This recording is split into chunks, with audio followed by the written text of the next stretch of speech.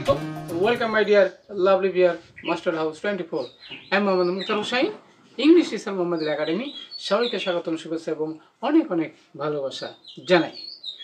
তোমরা অবশ্যই how to learn English সবাই কিন্তু ইংরেজি শিখতে চাও।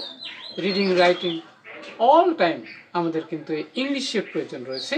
সেখানে আমাদের দেশি বিদেশি হায়ার এডুকেশন কলেজ বিশ্ববিদ্যালয় অল টাইম আমাদের ইংলিশ প্রয়োজন রয়েছে।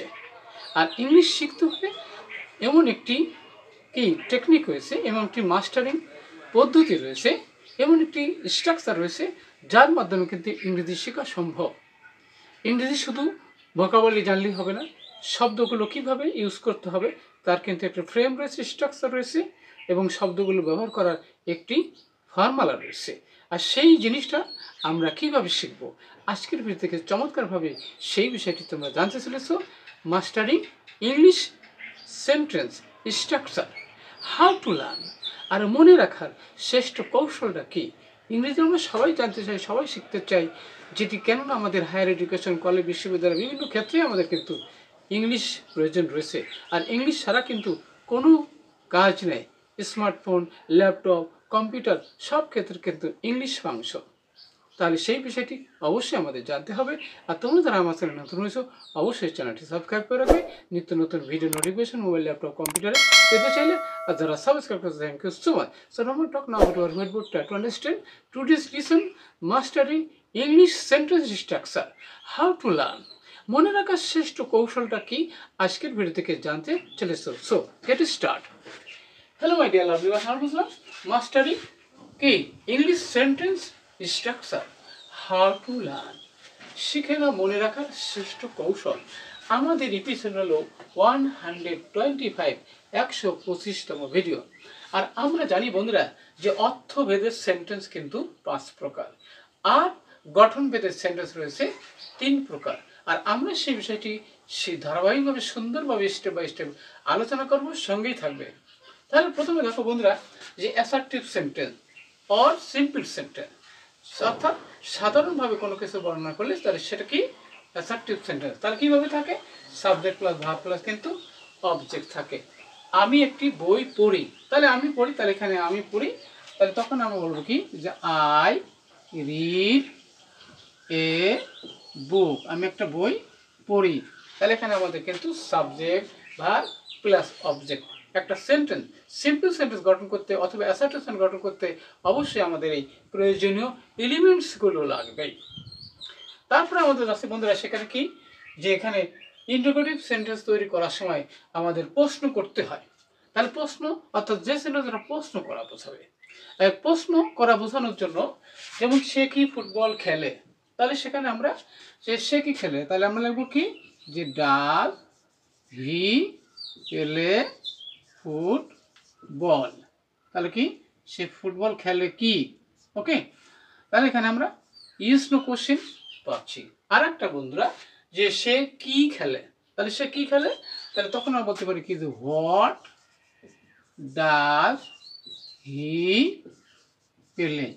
অর্থাৎ ইয়েস নো কোশ্চেন, ডাব্লিউএস কোশ্চেন, দুই ধরনের ইন্টারোগেটিভ সেন্টেন্স আমরা দেখতে পাই। অবশ্যই বুঝতে পারছি। নেক্সট হচ্ছে বন্ধুরা ইম্পারেটিভ সেন্টেন্স, যেটি আদেশ উপদেশ অনুরোধ করা বোঝায়। অর্থাৎ সেটা কিভাবে থাকে, সেখানে হচ্ছে সাবজেক্ট প্লাস ভার্ব থাকে।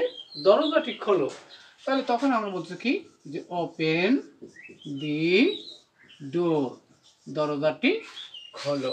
ওকে, চলো ইংলিশ শিখি, চলো ইংলিশ শিখি, তাহলে লেট আস লার্ন ইংলিশ, চলো ইংরেজি শিখি। তাহলে আমরা ইম্পারেটিভ সেন্টেন্স কিন্তু সাধারণত 2 রকম দেখি, ভার্ব প্লাস অবজেক্ট এবং লেট দিয়ে, অবশ্যই মনে রাখতে হবে।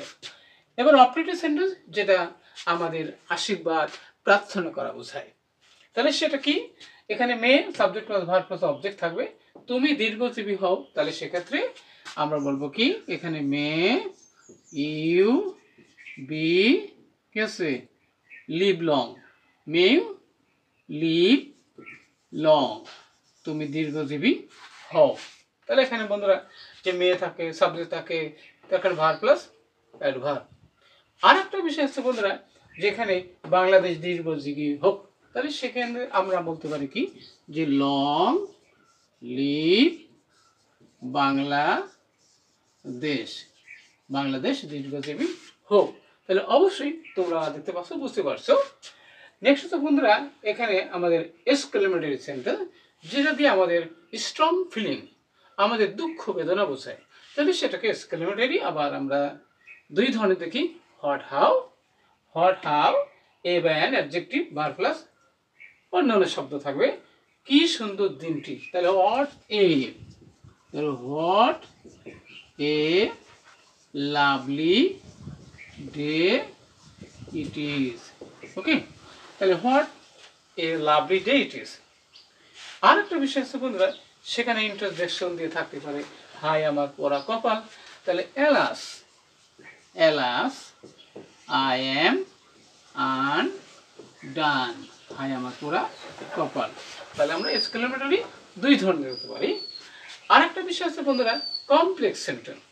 তাহলে কমপ্লেক্স সেন্টেন্স গঠন অনুসারে আমরা কিন্তু বলছিলাম যে simple, complex and compound sentence কিন্তু রয়েছে, সেটাও আমাদের জানতে হবে।